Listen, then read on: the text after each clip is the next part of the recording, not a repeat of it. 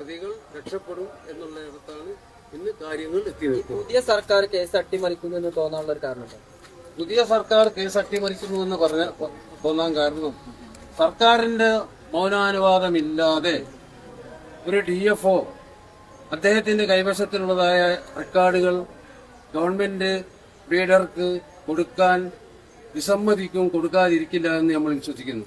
എന്ന് മാത്രമല്ല, കേരളത്തിലെ പൊതുഭൂമിയുള്ളതായ മുഴുവൻ മരങ്ങളുടെയും ഉടമസ്ഥാവകാശവും പരിപാലന ചുമതലയും കേരള വനം വകുപ്പിന് ഉള്ളതാണ് എന്ന് അറിയാത്ത ആളല്ല മന്ത്രിയെന്ന് ഞങ്ങൾ കരുതുന്നു. ഈ കേസ് ദുർബലപ്പെട്ട UDF സർക്കാർ ബാഹ്യമായ ഇടപെടൽ നടത്തുന്നു എന്ന് വേണം കരുതാൻ. ഞാൻ കയ്യിൽ തെളിവൊന്നുമില്ല.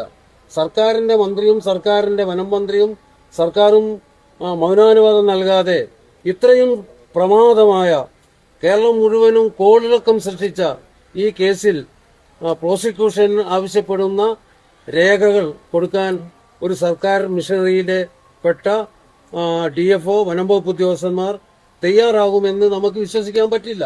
അതുകൊണ്ടാണ് സർക്കാരിന്റെ മൗനാനുവാദം ഉണ്ട് എന്ന് ഞങ്ങൾ വിശ്വസിക്കുന്നത്.